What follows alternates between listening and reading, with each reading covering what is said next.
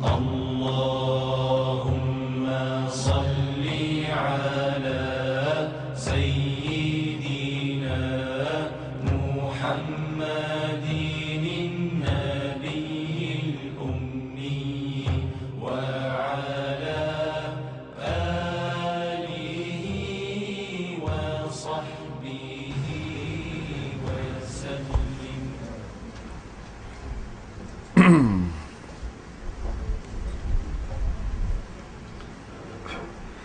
Assalamualaikum warahmatullahi wabarakatuh. Bismillahirrahmanirrahim. Alhamdulillahi rabbil alamin. Wassalatu wassalamu ala asyrafil anbiya wal mursalin sayyidina Muhammadin wa ala alihi wa sahbihi ajma'in. Subhanaka la ilma lana illa ma 'allamtana innaka antal alimul hakim. Wala haula wala quwwata illa billahil aliyyil azim.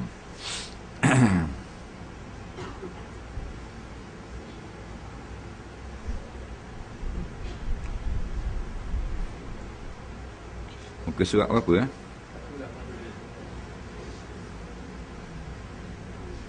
Satu.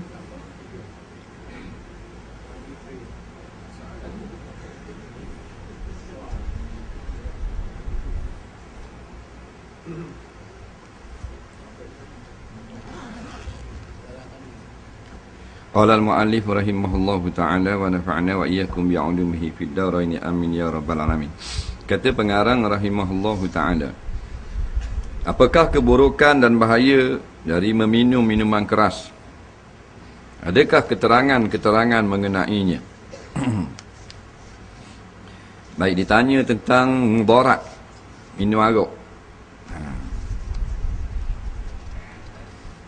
atau minuman keras. Jawabnya, bahaya dan keburukan minuman keras arak boleh menghilangkan kewarasan fikiran daya fikir yang menyebabkan kehilangan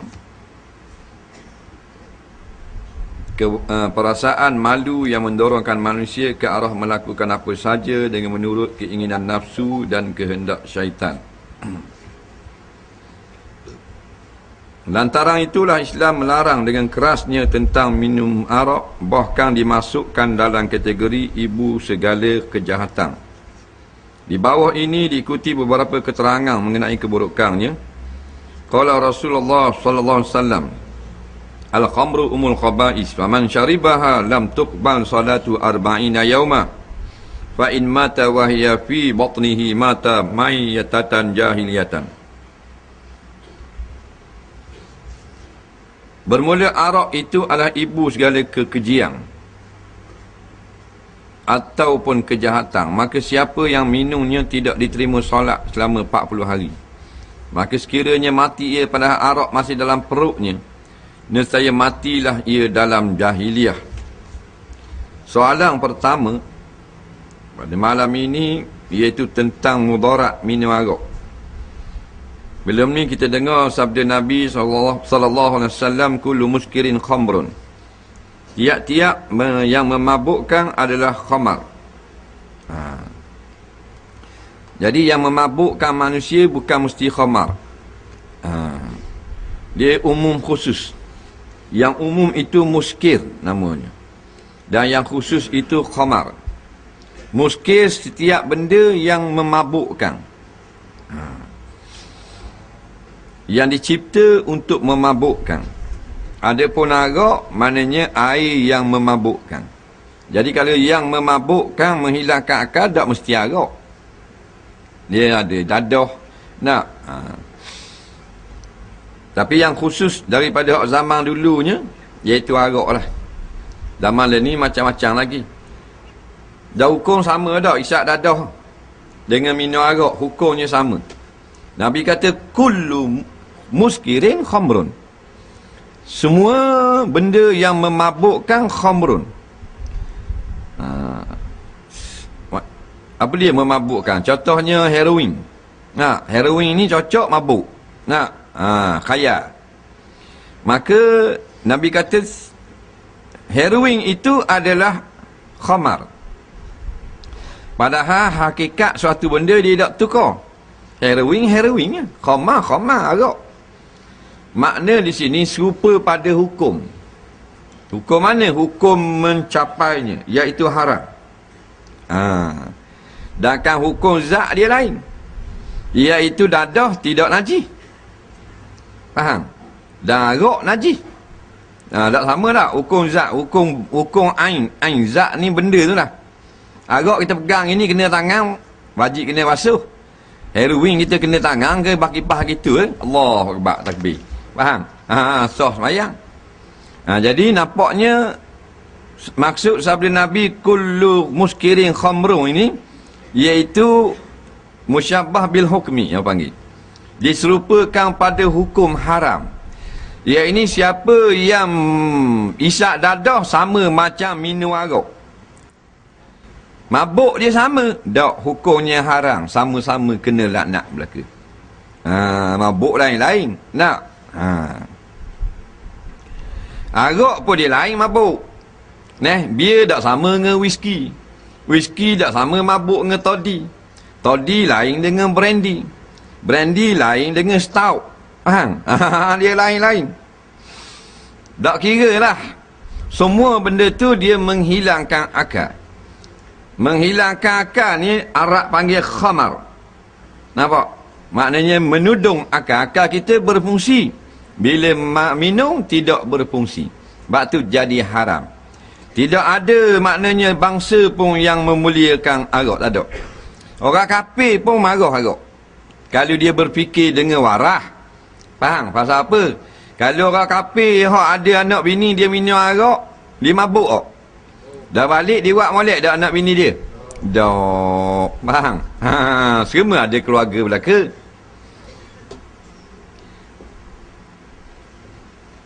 Jadi dari zaman dulu tak ada heroin. Tak ada ganja, morfin, air, syabu, tak ada. Pil kuda, ekstasi, ubat batuk. Semua tu learning baru ada. Dulu arak. Arak ni daripada dulu sampai kiamat. Faham? Dan undang-undang Islam nak hapus, bukan nak hapus, nak mengawal manusia. Tidak akan berhenti manusia buat jahat sampai kiamat. Cuma undang-undang Allah yang paling berkesan, tu saja.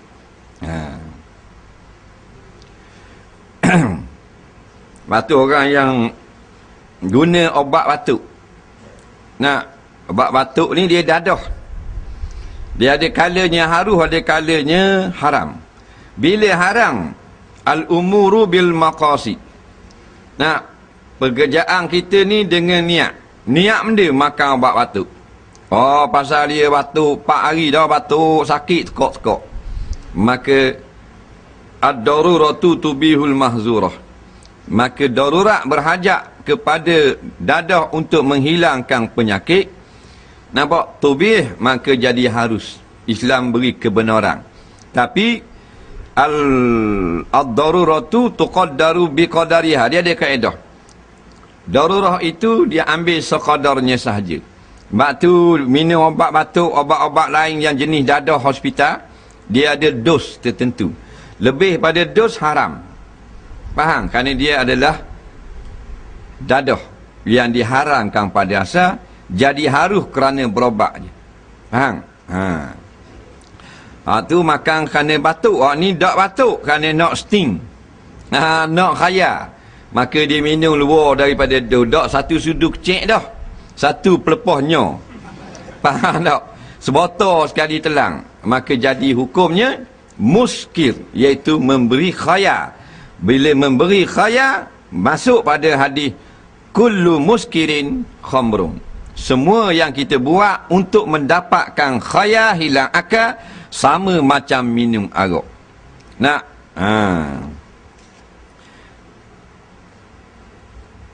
Dah minum arak jadi kafir? Tak jadi kafir, berdosa kepada Allah.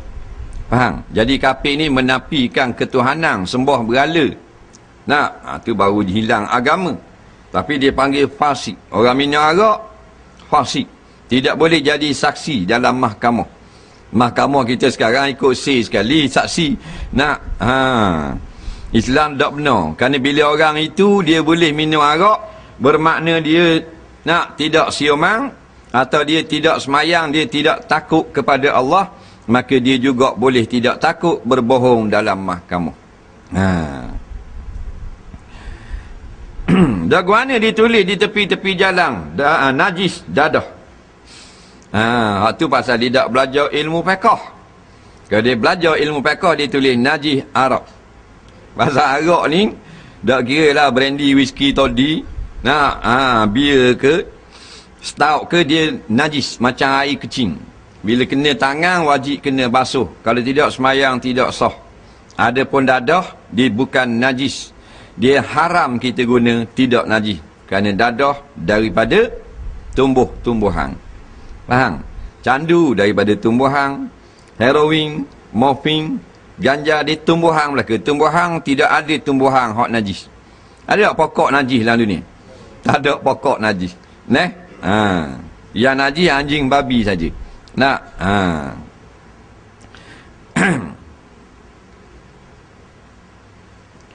Maka mudaratnya iaitulah menghilangkan kewarasan. Orang mabuk ceritanya dia duduk di mana? Dia jawab 63. Nampak? Nama apa? Kapung Tiong. Orang tanya rumah dia dengar nama. Faham? Ada orang mabuk. Bila mabuk cakap ikut sih lah, nak kata apa pun. Lepas tu hilang malu. Tengok orang mabuk dadah. Nak tidur dalam tos sapah, nak tidur dalam tandah, tidur dalam lokang. Dia ingat ke hotel tu 5 bintang? Nak Holiday Inn. Rupanya tos sapah. Nak pasal dia mabuk. Nak dah mabuk jeng.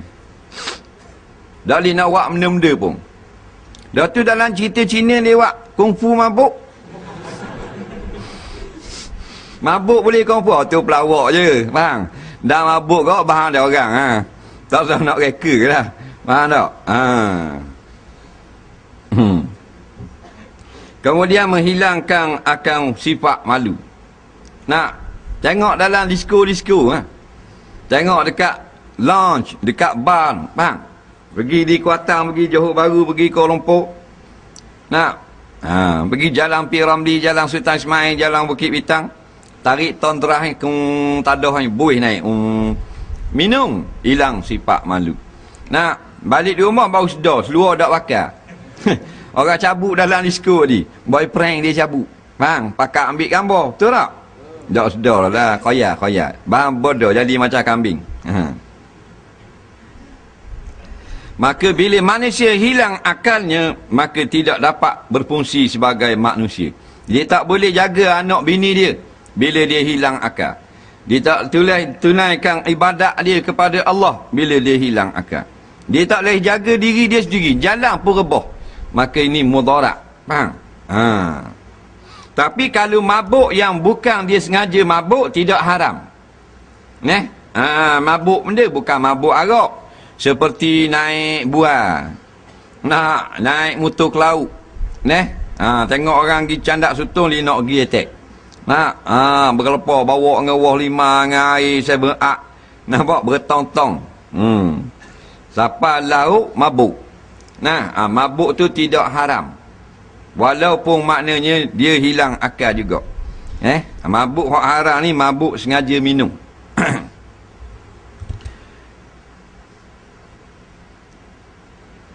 Jadi diharamkan sekeras-kerasnya arak, bahkan dimasukkan dalam kategori ibu segala kejahatan. Sabda Nabi, al-khamru ummul khaba'is. Faman syaribaha lam tuqbal salatuhu arba'ina yauma. Arak ini ialah ibu segala kejahatan. Apa dia ibu? Sebab bila mabuk berzina, bila mabuk menipu, bila mabuk tak semayang, bila mabuk berjudi, bila mabuk pelawak. Jadi dia ibu dia. Boh sekali.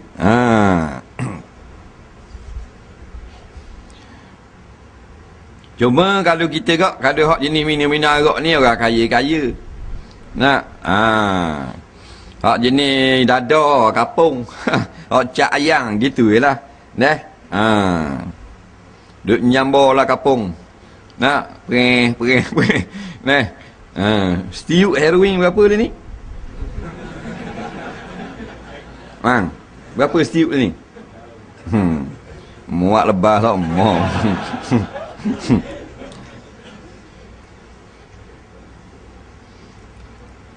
Satu titik kita minum saja 40 hari tidak diterima amal ibadat kita. Kerana barang yang kotor ada dalam perut. Tak, lepas tu makan haram ni sama macam minum arak makan haram. Nak tak minum arak tapi makan harta orang tipu. Macam minum arak juga. Apa mabuk tak tak terima ibadat juga. Hang. Dalam ni awet minum arak. Budak puang birthday. Bukan kaki minum arak, bahasa galak saja. Faham? Beli kasbek 2 tank 7E. Nak nampak dia kelas sangat. Nak? Mabuk tunggil langgang dah. Ambil gambar pun dalam internet biar orang tengok. Nak? Dah mabuk. Jom galak ah. Neh. Terusnya ibu bapa. Anak dia mabuk. Dan dalam hadis yang lain, la'anan Nabi fil khamri asyarah. Asiraha wa mu'tasiraha wa syaribaha wa sakiyaha wa hamilaha wal mahmulata ilaih wa ba'i'aha wa mubta'aha wa wahibaha wa akila samanaha. Rawahu Tirmizi. Nabi Muhammad SAW mengutuk 10 golongan yang terlibat dalam arak. Tukang perahnya, yang diperahkannya, peminumnya, pemberi minumnya, pembawa orang yang dibawa kepadanya, penjualannya, pembeliannya, pemberi atau penghadiahnya, dan pemakan harganya. Orang yang mati dalam keadaan arak masih ada dalam perut, maknanya dia tak bertaubat, mati dalam jahiliah. Macam mati orang Pangang, orang Batak yang tak ada agama. Lepas tu masa minum arak, tak ada iman. Dan bila hilanglah mabuk, siomang ada semula iman. Nak? Termasuk dalam 7 dosa-dosa besar minum arak ni. Dalam hadis yang lain, Nabi melaknat dengan sebab arak 10 golongan. Yang pertama iaitu pemerahnya dan yang diperahkannya. Perah warna pula arak. Arak ni asalnya al-khamar, daripada 2 sahaja tumbuhan, iaitu kurma dengan anggur. Kalau di tanah Arab, arak khamar dengan buah kurma. Kalau di tanah orang putih ni, Eropah, dengan buah anggur. Dia kutik buah anggur, faham? Dia perah air dia. Kalau zaman dulu kok pakai pijak, dia ni pakai press, faham? Pijak dapat air anggur, sipang dalam tong, dia akan jadi mabuk. Nah, dia kalau perang, lagi lama perang, lagi mahal arak tu. Sebab tu botol arak ditulis tahun. Kalau champagne wine ditulis tahun. Nak? Kalau bir tak tulis tahun, mak jenis anggur ni. 1960, 2000 sebotol. Nak? Minggu lepas buat kilang Syah Alang, RM6.5 ya. Faham tak? Kau lama, kau mahal. Ada arak yang zaman sebelum perang dunia kedua. Tahun 30, tahun 25, 3-4 ribu sebotol orang kaya-kaya minum, menjadi kebanggaan. Pasal apa? Antik. Barang sipang lama. Kau lama, kau sedap, dia katalah. Tengoklah macam tak aku. Jadi bila proses nak buat arak ni, dia tanam anggur. Jadi terlibat belakalah. Kalau ladang anggur atau ladang khema tu untuk buat arak, semua yang buat kerja di ladang tu kena laknat belaka.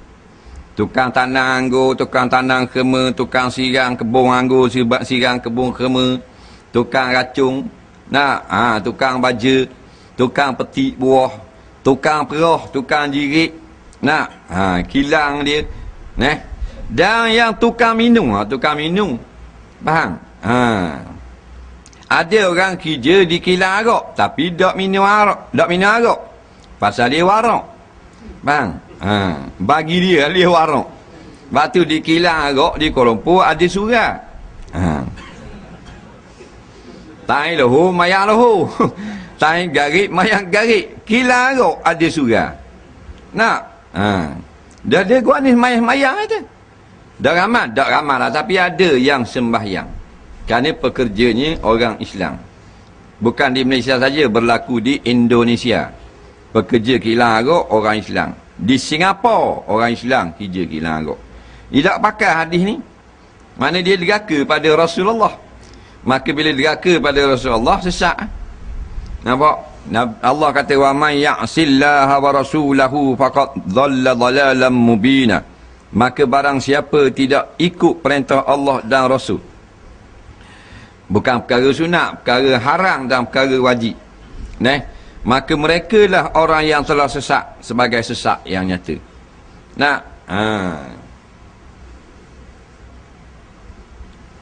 Di Indonesia agak orang Islam juga. Kedai kopi kapung ada. Set-set mabuk, minum sebotol orang, tengok dandu. Malah sekarang. Dia teruk sikit Indonesia ni. Lepas tu dia orang alim dia ramai, dan ahli maksiat dia pun ramai. Kita ni tak macam mana, maksiat pun tak macam gerak ibadat, tak tahu tengah tepi. Tukang minum. Pemberi minum, tukang beri minum. Dia tukang beri minum. Pembawanya, tukang bawa arok. Driver lori arok, driver bank arok, tukang tolak troli, hak terlibat. Lepas tu kerja di kedai supermarket, hak ada arok. Dia tak sama dengan kerja di 7E, hak ada arok. Di supermarket, hak ada arok, tak mesti dia jadi jurujual. Faham? Kadang-kadang orang lain jurujual. Dia jurujual bagi yang lain, bagi yang pakaian. Dia terlepas. Faham? Tapi kalau 7E ni, dia hanya dia hanya ada dua jurujual. Dia gila shift. Faham? Mungkin negeri mana pun dua orang. Maka tiap-tiap dua orang jurujual ni mesti melaksanakan muamalat jual beli segala barang dalam kedai tu. Batu haram kerja kalau ada arok dalam 7E. Sebab ada mari orang kapir ke beli arok, tank ke apa, nak bayar kita kena jual, betul tak? Maka jadi penjual. Kena laknat juga. Makna laknat, jauh daripada rahmat Allah. Nampak? Hidup dalam dimurkai Allah. Yang dibawa kepadanya tukang order. Dia kerja bagian order. Khani tak minum arak, dia minum air zam-zam. Tapi dah dia khani kerja dengan orang kafir. Penjualannya, jual belinya, pembeliannya, pemberi atau penghadiah, beri ke orang atau hadiah.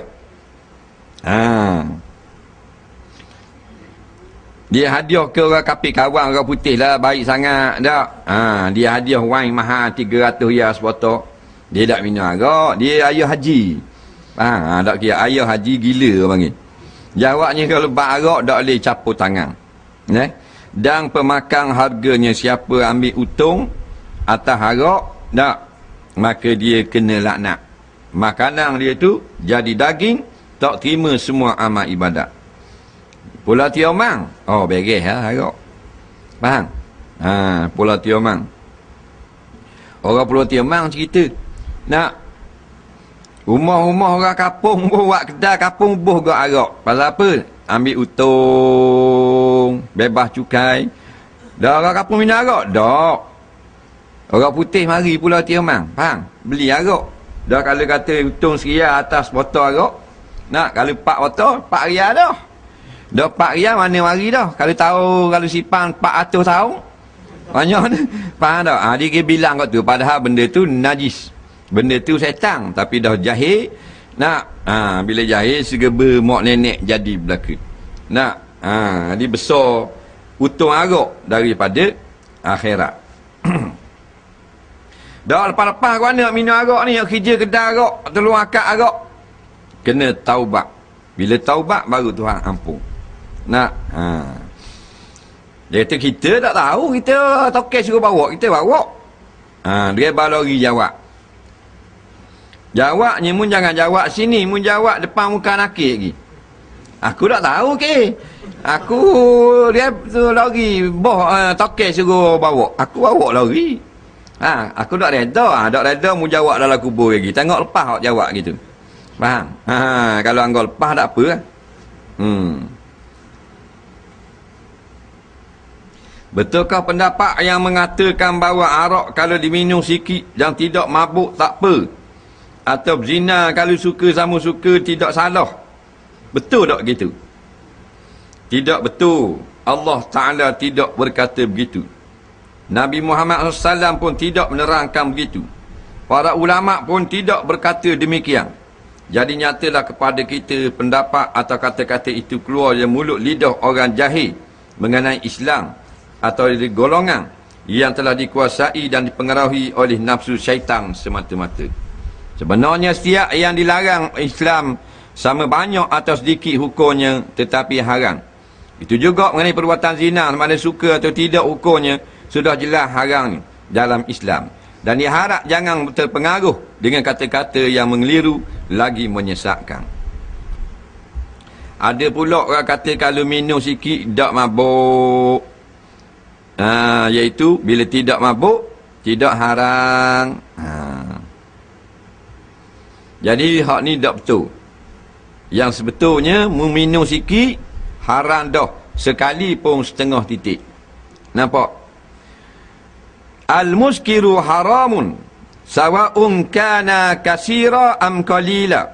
Kaedah kita yang memabukkan itu haram, sama ada banyak ataupun sedikit. Faham? Dan ada satu lagi kaedah usul fiqh kita yang berbunyi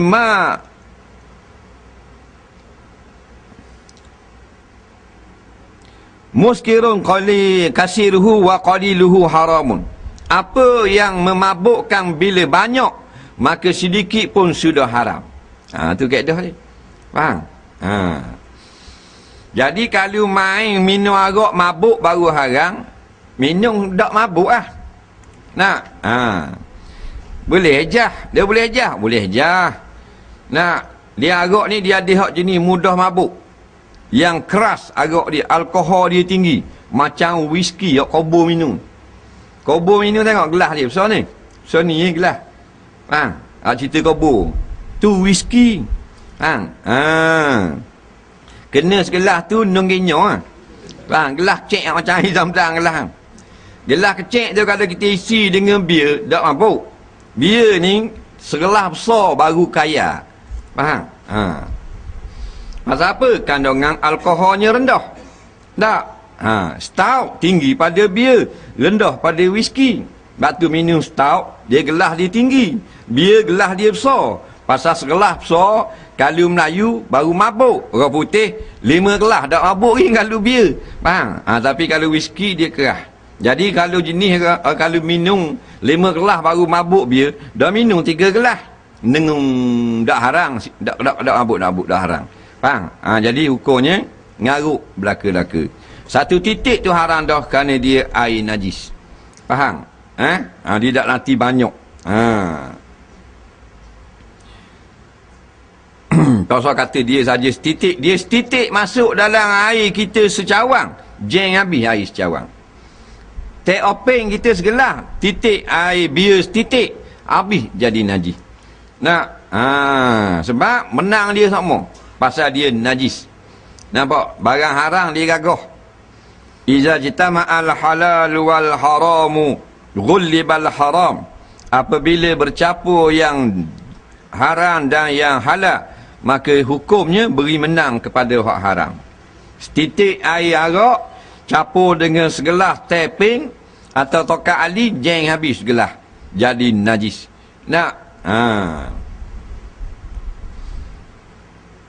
Nasi air sepinggang, teh ayam munah sudu, jeng habis nasi air sepinggang. Punah janang. Dah kalau nasi air sudu, tahi ayam sepinggang, gua ni mau.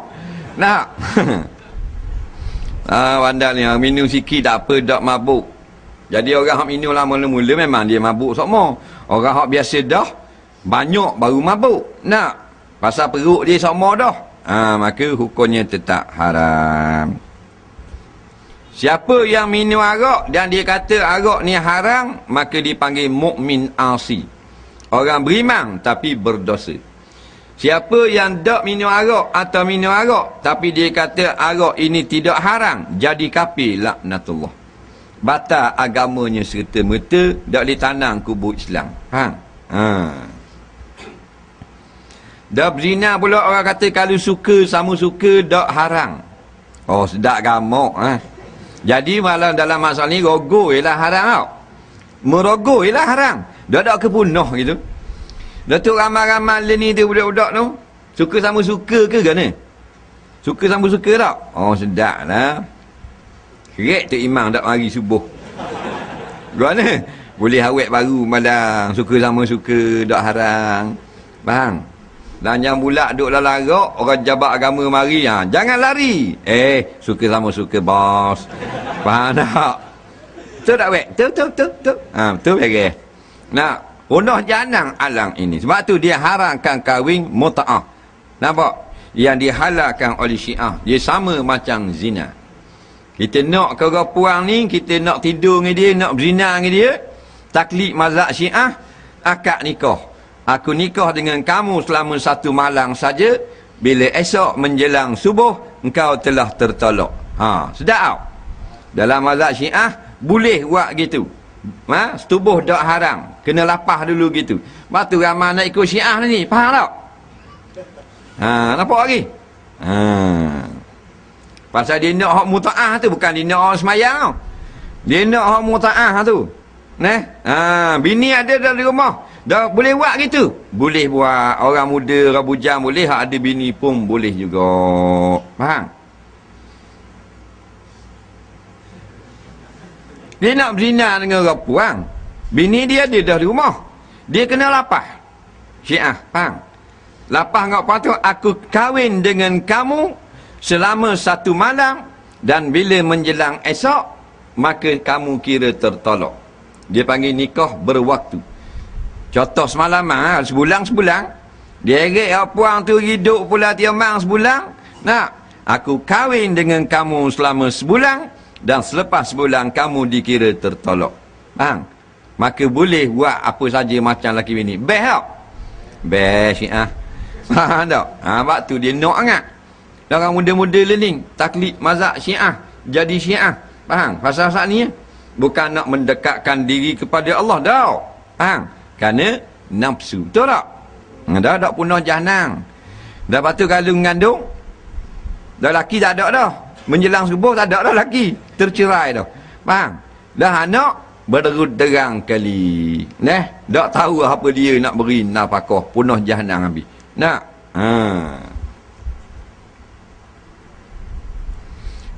Berapa orang seorang yang buat itu? Tak. Seramai mana pun boleh buat. Tak. Turun daripada hotel subuh, jumpa pula awet lohor. Nikah pula. Nampak tak? Menjelang garik kamu tertolak. Tak ligang pagi garik.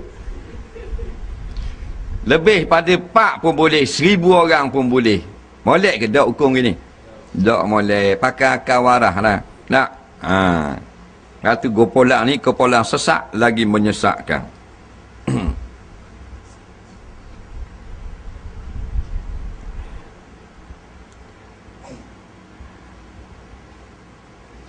Kalau seseorang itu berzina dengan isteri orang, wallahu a'lam.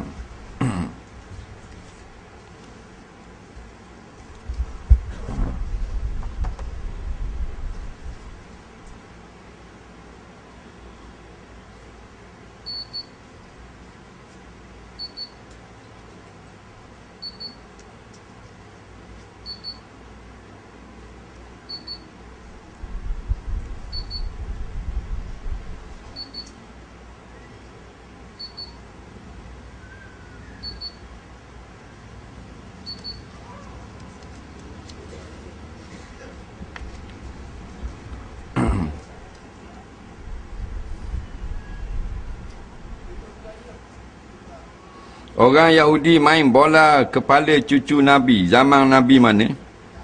Bila bulak ni?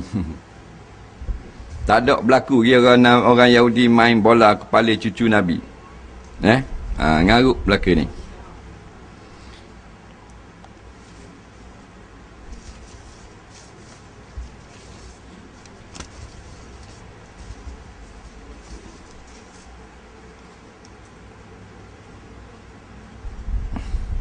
Adakah berdosa kentut di dalam kereta? Kerana menyebabkan orang lain marah. Tidak kira kalau membuat orang lain marah, berdosa. Tu kaedah dia. Sama dia membuat tu dengan ketuk ke dengan apa, membuat orang lain marah. Nak nyusuh kat orang. Kawan saya khabar mandi wajib berirama. Mandi wajib warna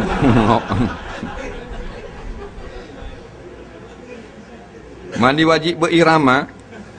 Tak aja dengar kat aku pun. Mandi wajib berirama. Warna kalau renang ada lah. Ada lagu kot mandi wajib.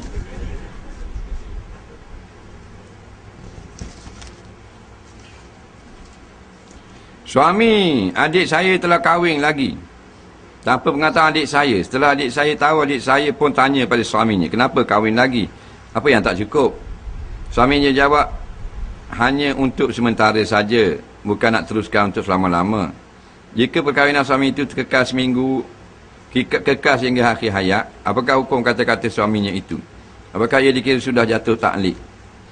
Bila kahwin lagi, bila suami dia kahwin lagi, dia tanyalah, bak apa kahwin lagi?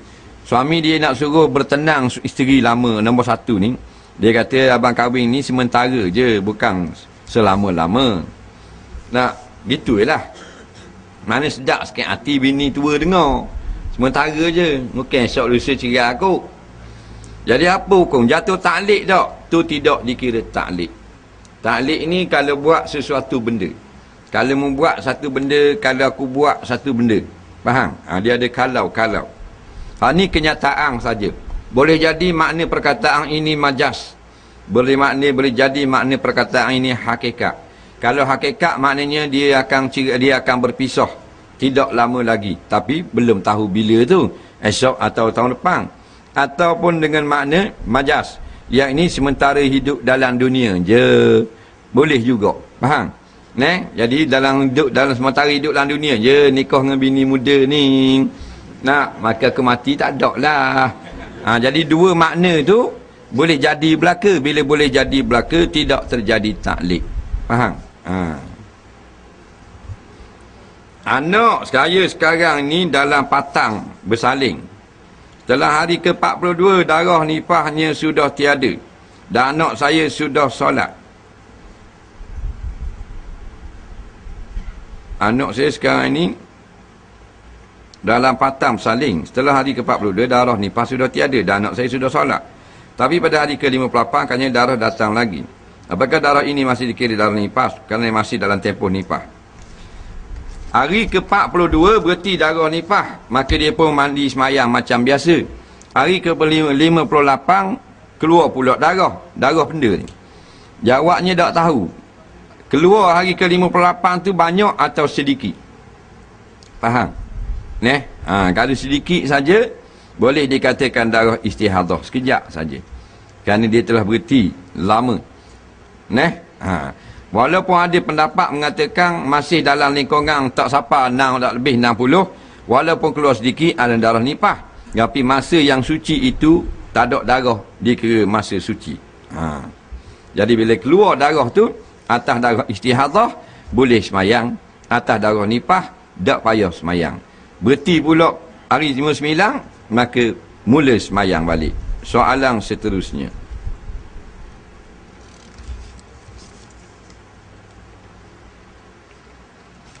Saya tak tahu banyak mana solat yang saya tinggal. Boleh tak selagi ada hayat di badan saya nak qada solat saya? Dan apa hukum jika qada solat saya itu sudah terlebih daripada yang saya tinggal? Dia tak tahu banyak mana dia tinggal, makna banyak lah tu. Dia pun nak qada sama. Apa jadi kalau dia qada lebih? Katakan dia tinggal 1000 waktu, dia pergi qada 1200 waktu. Jadi lebih 200 waktu tu jadi guana haram tak? Tak haram. Kerana kita tidak tahu. Maka yang 200 lebih itu menjadi solat sunat. Boleh pahala peri ke kita? Saya tinggal puasa 5 hari. Boleh tak saya qada lebih pada 5 hari? Kerana saya takut puasa saya ada yang tidak sah sebab-sebab yang tertentu. Jawabnya boleh, tak ada masalah. Bila qada mu lebih daripada yang sepatutnya, puasa qada menjadi puasa sunat. Apakah doa yang kita baca seperti Allahumma ighfir lana dzunubana, bermaksud ya Allah ampunkanlah segala dosa kami? Apakah doa untuk kami sudah merangkumi doa kita untuk suami kita dan anak-anak, iaitu untuk keluarga kita yang di bawah jagaan kita? Dia doa gini, Allahumma ighfir lana, ya Allah ampunkan bagi kami. Jadi kami ni, dia duduk dengan siapa? Dia duduk seorang. Maka dia duduk seorang, kami ni boleh untuk dia seorang sahaja. Dan kalau diniatkan tu semua kena pada semua orang Islam, maka sebaik-baiknya dia katalah, ampunkan dosa kami, dosa ibu bapa kami, anak bini kami. Gitu. Faham? Biar khusyuk itu. Supaya keluar daripada khilaf ulama yang mengatakan wajib kena sebut nama anak dan bini, atau suami atau ibu bapa, supaya mereka termasuk dalam doa. Padahal boleh dah, Rabbana atina fid dunya hasanah, wahai Tuhan kami kurniakan kepada kami semua. Semua tu belaka dah, tapi lebih baik kita sebut seorang-seorang pula. Faham? Ibu bapaku, anak isteriku. Saya solat perdu Zuhur, sebelum habis 4 rakaat ngantuk. Saya tak tahu saya terlelap ke tidak. Boleh tak saya solat lagi pada Zuhur dalam waktu yang sama?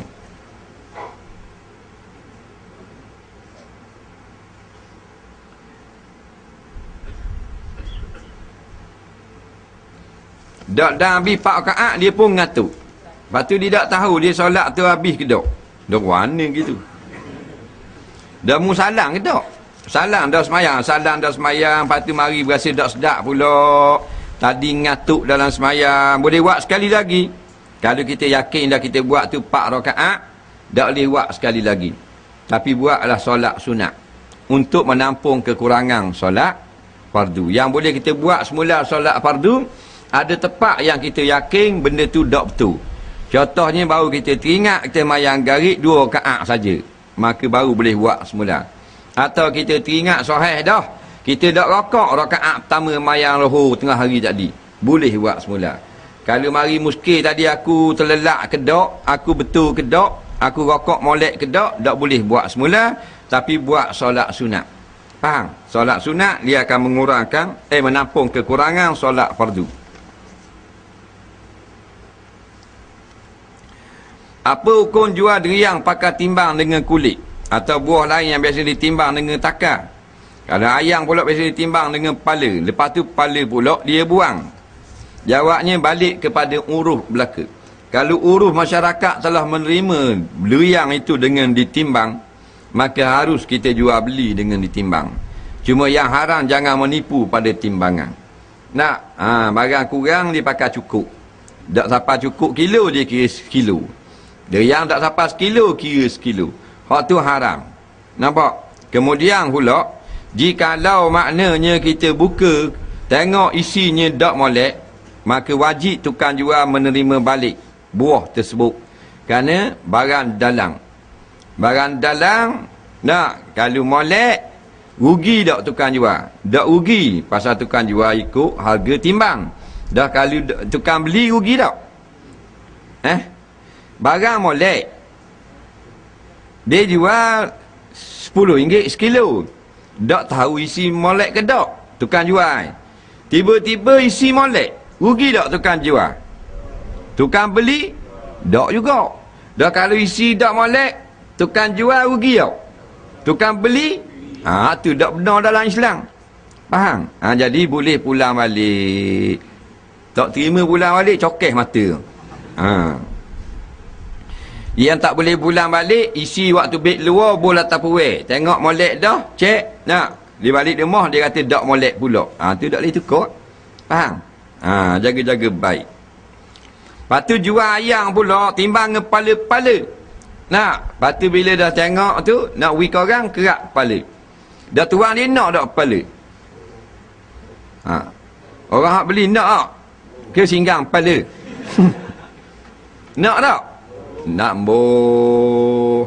Lepas tu hak tukang timbang, bila kita tak boh, kita nak tubuh saja tak? Hak tukang jual, tengok tujuan. Sebab apa dia tak kerak kepala? Masa dia timbang. Lepas timbang apa dia kerak kepala? Si jawab. Tujuan dia?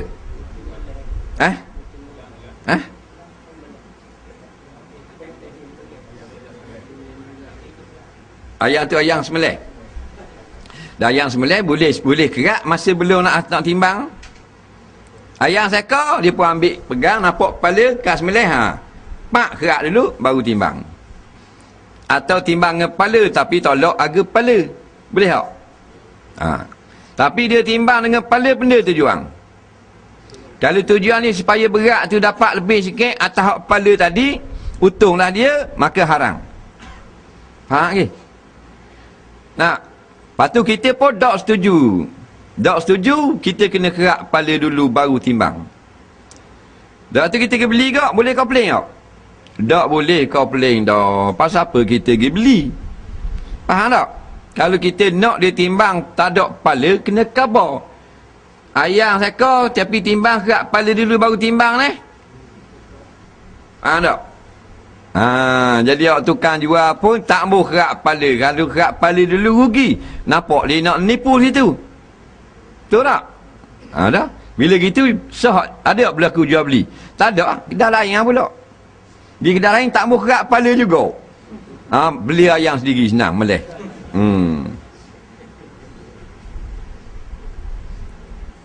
Hukum pakar cicing yang dikatakan ada kuasa raib. Wak mari kau sebetul nak tengok. Tak ada cicing yang ada kuasa raib. Ini bodoh berlaku. Faham? Zaman Nabi tu Nabi laknat orang yang percaya pada takar, pada batu, pada apa, boleh beri hutang dan sebagainya. Faham? Tak ada kuasa raib. Kuasa raib tu kuasa benda. Jadi senang hak tukang jual cicing mepeh. Nak potong sagar buruk. Nak berhenti waktu bik cicing tu bira jalan. Nak ini derah kaya hak ni. Hak ni jin tak masuk lah rumah, pelawak belaka. Nak kalau derah kaya mana mu patut mu pakai mari dengan Rolls-Royce ya. Atau Jaguar jual cicing. Nak nak molek tukang jual cicing orang dakak buruk, isi minyak akak dengan raga-raga cabut. Nak, tapi cicing raib belaka. Maka menurut sabar dengan tukang beli tu, hukumnya syirik. Jadi kafir percaya ada kuasa pada cicing. Rindik dan pasek apa mazhab lain sependapat dengan Imam Malik? Benda pula ni. Zindik dan pasek apakah mazhab lain sependapat dengan Imam Malik? Zindik ni orang sesat. Fasik ni orang yang buat perkara-perkara yang derhaka. Faham tak? Macam tak tutup aurat. Dia orang Islam, orang semayang, tapi tak tutup aurat. Dia bukan orang sesat. Dia jadi orang fasik.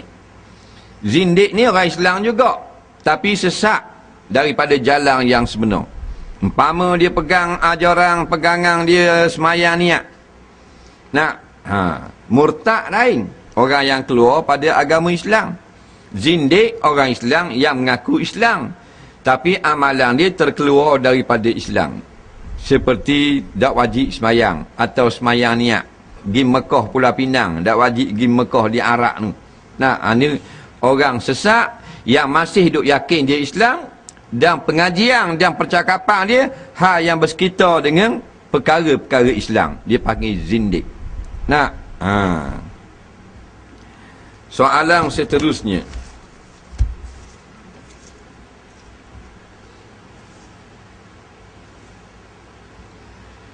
Ibu pesan ke anak, kalau aku mati barang-barang dalam rumah ni jangan sesiapa ambil. Semuanya serahkan kepada adikmu yang bongsu. Sedangkan rumahnya telah diberi pada adik yang bongsu. Apa hukum wasiat ibu? Sedangkan anak yang lain tidak meredai. Kalau setakat rumah tu tak apalah. Barang-barang pun tak benar dibahagikan. Saya ada dengar ustaz mengajar betulkah doa sebelum salam pertama lebih abah bila doa lepas solat? Bolehkah saya berdoa dengan doa yang panjang sebelum salam ketika saya solat seorang diri? Ibu ni sebelum dia mati, kalau aku mati barang-barang dalam rumah ni barang aku lah. Jangan barang orang lain pula. Barang-barang aku dalam rumah ni jangan siapa-siapa ambil. Beri ke adikmu belaka. Jawabnya wasiat itu tidak sah, melainkan semua waris bersetuju. Kerana barang peninggalan adalah milik waris. bukan milik ibu. Faham? Rumah tu sah pasal ibu beri masa hidup. Rumah diri dah masa hidup, sah jadi milik adik. Tapi kalau dia kata kalau aku mati barang-barang pula wi adik, tak wajib tunai. Faham? Pasal hak waris, bukan hak ibu dah. Doa sebelum salam boleh tak panjang? Boleh panjang, dengan syarat kita bukan menjadi imam. Faham? Kita jadi makmum atau semayang seorang. Habis fil alamin innaka hamidum majid, bacalah doa sepanjang mana pun. 4 tahun tak apa, tak salah lagi. Adakah solat wuduk disunatkan solat setiap lepas ambil wuduk atau sudah memadai dengan sekali solat saja? Sunat setiap ambil wuduk. Dia ambil wuduk, lepas ambil wuduk, sunat semayang sunat wuduk. Dia pun semayang lohor, habis semayang lohor, semayang sunat lohor. Duduk kejap, ketuk pula. Faham? Dia pun pergi ambil wuduk. Bila pergi ambil wuduk, mari pula sunat solat wuduk. Faham? Ketika solat tekak saya terlalu ada gatal, boleh tak saya berdeheng untuk legakan tekak? Supaya saya dapat baca dengan selesa. Boleh? Tak ada masalah. Bukan saja-saja. Yang batal ni orang lalu. Buat gitu. Baru batal semayang.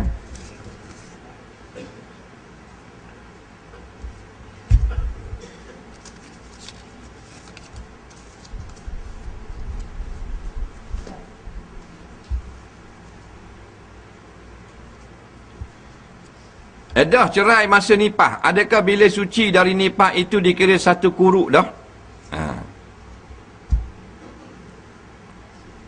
Air yang telah digunakan untuk mandi sunat, mandi biasa, air mustakmal ke dok? Ke mutlak lagi?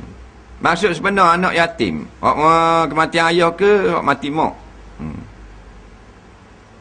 Edah cerai masa nipah. Perempuan yang diceraikan ketika masih dalam nipah, maka tidak dikira lagi satu kuruk. Kering darah nipah tu, dia kena mari suci pula. Habis nipah dia suci tak? Maka bila suci tu dia panggil satu kuruk. Bukan dalam nipah. Setelah kering darah nipah, katakan hari ke-40 kering, maka dia dah panggil satu kuruk.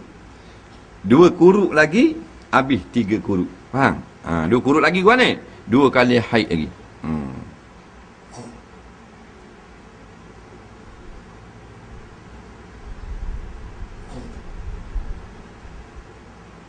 Air yang telah digunakan untuk mandi sunat, mandi wajib, air mustakmal ke air mutlak? Air yang telah kita guna tu dia panggil air mustakmal. Mustakmal ni bahasa Arab, bahasa Melayu yang telah diguna.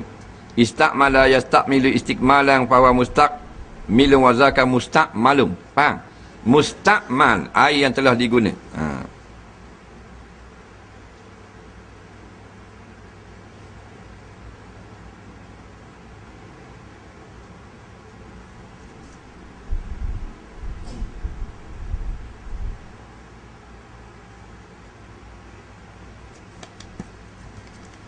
Dalam satu klip YouTube, seorang ustaz ulama muda telah ditanya pendapat berkenaan Aisyah radhiyallahu an disentuh oleh Nabi.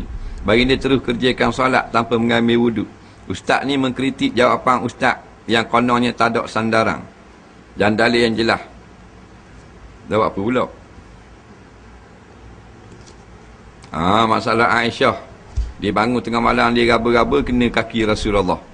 Rasulullah berhenti pun semayang. Kita jawab dalam kuliah-kuliah kita. Nampak? Boleh jadi sentuh dengan berlapik, boleh jadi sentuh dengan tidak berlapik. Maknanya muhtamal, boleh jadi. Bila boleh jadi, tidak boleh dijadikan hujah yang kuat. Nampak? Maka balik pada asal aula mastumun nisa batal. Dia kata kita tak ada sandaran. Tak ada sandaran apa? Muka kita pekoh Syafi'i. Tak sahabat wadah gitu. Faham? Mu ulama kan? Bukan pandangan kita tu. Faham tak? Membuka semua kitab fiqh Syafi'i. 5,000 lebih ada kitab fiqh Syafi'i menerangkan perkara ni. Bukan 5 buah. Lebih pada 5,000 kitab fiqh. Sebut gitu. Faham? Hak mu mazhab Hambali lain. Tak sahabat bolak gitu. Tak? Bukan kita ambil patah kau tu. Faham tak? Takkan tak ada sandaran. Dia tak berani nak kata ni pandangan Imam Syafi'i tak ada sandaran. Pandangan Imam Nawawi tak ada sandaran. Dia berani kata pandangan Ustaz Lahar tak ada sandaran. Supaya orang tengok kita lah. Padahal kita ambil pandangan ulama-ulama mujtahid. Betul tak? Membuka kitab fiqh Islami. Dr. Abbas Zuhaili 4 mazhab terang. Dalam mazhab Syafi'i dia kata perkara ni muhtamal. Maka tidak kuat dijadikan hujah. Bukan kita kata. Mana buat bodoh itu? Kamu tak baca kitab, nak kata tak baca kitab, tak munasabah. Saja nak buat, konon-kononnya kita tak ada sandaran. Itu saja cerita dia. Faham tak?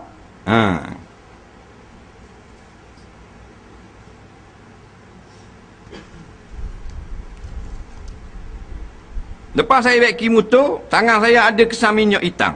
Memang dah vacuum motor. Takkan ada kesan minyak wangi. Tapi saya sudah basuh. Tapi ada sikit yang tidak tanggap. Bagaimana dengan dawat peng? Sah atau tidak? Ambil air semayang. Jawabnya, kalau sedikit bagi orang yang khijil pemain motor, halus-halus gitu dimaaf pada syarak.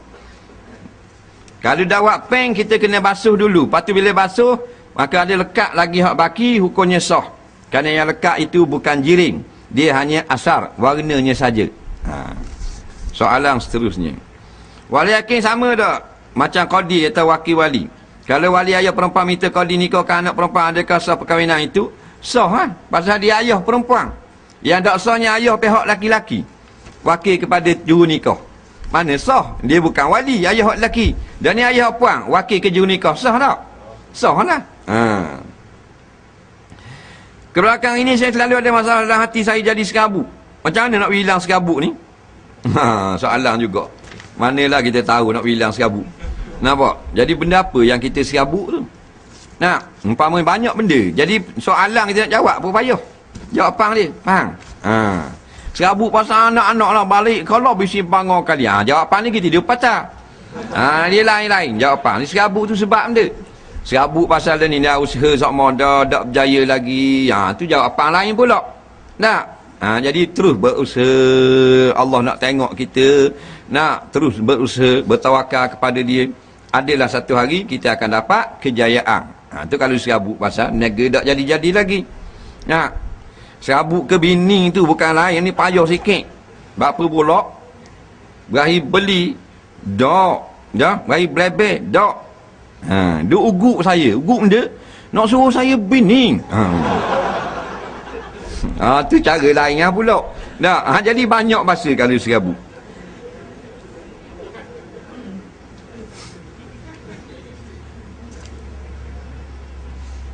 Hukum anak laki-laki sulung kedekut dengan ibu, ngira kalau nak beri benda ke mak.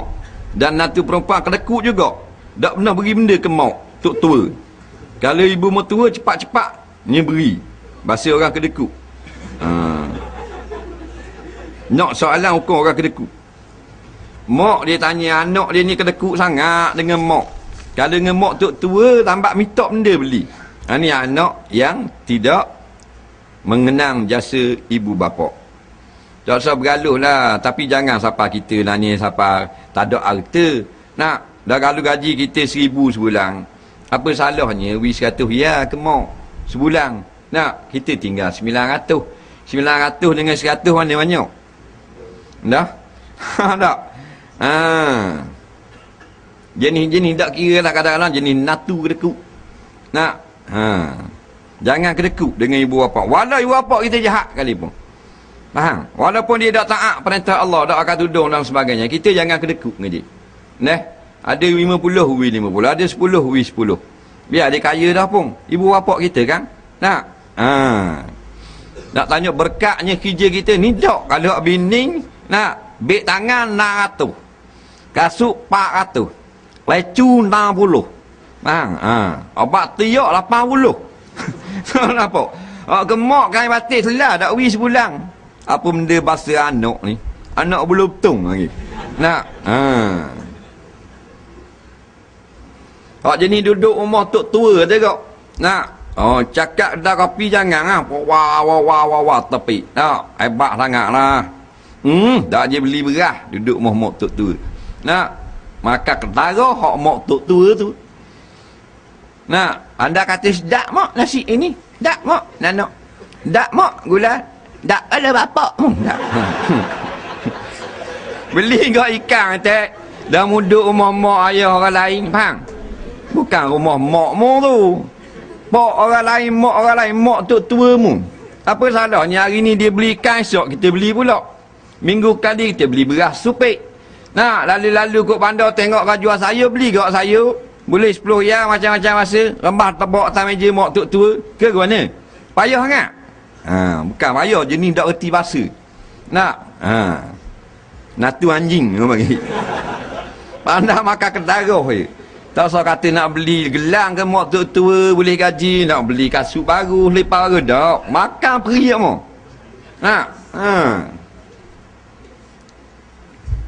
Gula dak aje beli, teh kopi dak aje beli, tengok. Biar dia orang senang pun, tapi dah kita duduk mah dia. Tu duduk mah orang tapi kalau balik duduk mah dia kau dak atur ge mah tok tua. Ni siapa atur soalan, panasang. Apa benda cakap bakal lawa tapi kedekut nak mampu.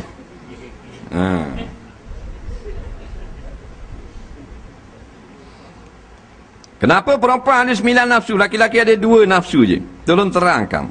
Bukan mesti perempuan ada 9, laki ada 1, ada 2, tidak. Maknanya bukan angka yang penting. Orang puan nafsu lebih tinggi daripada laki-laki.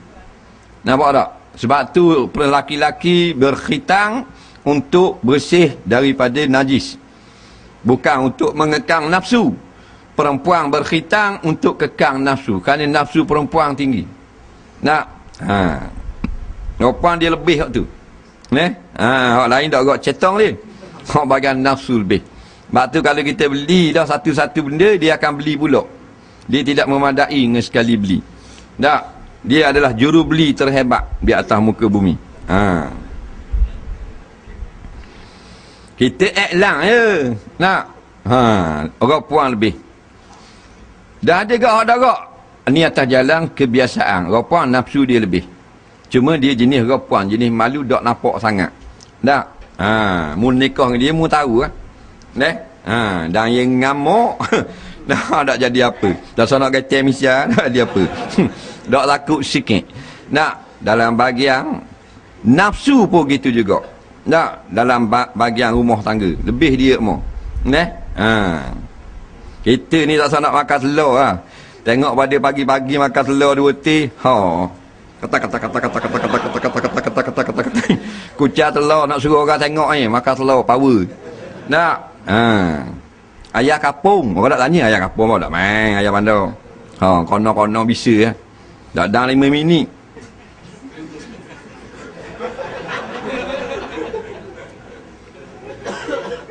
Betul tak? Sudah tak bang? Ini tak kucah telur pun. Faham tak? Tak ada hal sikit pun. Jangan main. Dah mu tanya telur kapau nafsu perempuan. Bukan nak cerita ada molek telur kapau. Faham? Tak cesak apa. Minta cerai, minta apa. Kerana tak ada kekuatan batin. Orang puang ni cerita jimat. Orang puang kebiasaan dia memerlukan 30 minit waktu jimat. Faham? 88% keluar dalam majalah wanita tak silap. Lelaki Malaysia hanya mampu 5 minit sampai 7 minit. Faham ke? Dah dia nak 30, terwi 5. Jeng tak? Dah. Tengok pada luruk janggut ni. 5 minit je. Betul tak? Nak tanya ni. Betul tak? Dah. Kalau 5 minit, muka dia tengok muka dia. Tolong khabar, bukan nak caruk tidak. Faham? Hakikat. Waktu kena fikir tu. Dah tak nak cakap besar lah. Hebat kita, hebat luaran lelaki. Tengok serban jangan dengan jubah. Janggut ina terus. Darah cetang juga. Orang misya ke tanduk kubah darah juga.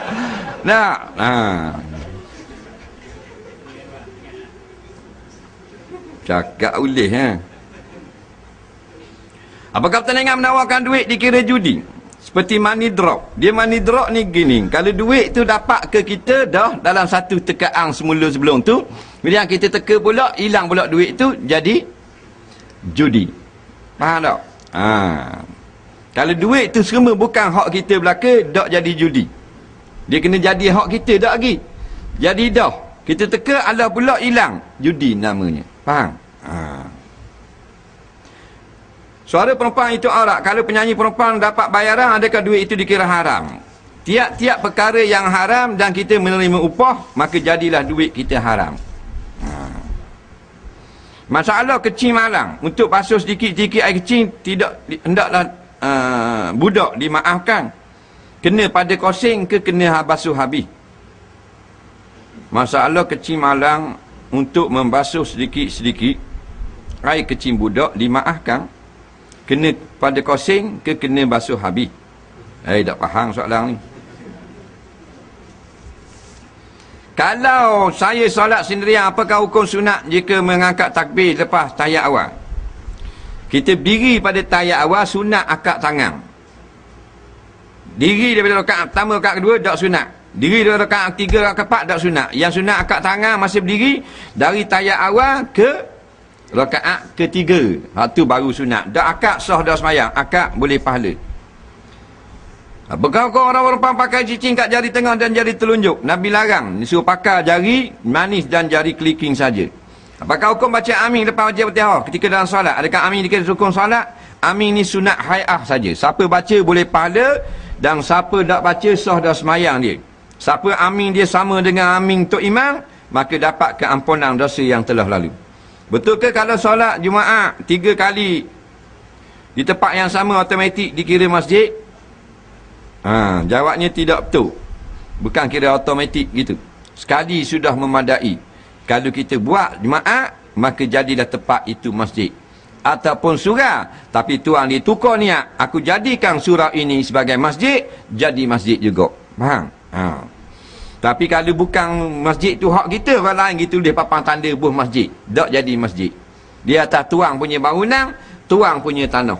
Faham? Lihat nanti aku jadikan bangunan ini sebagai masjid, maka jadilah sebagai masjid sampai kiamat. Walaupun kerajaan dunia kata surau saja bukan masjid.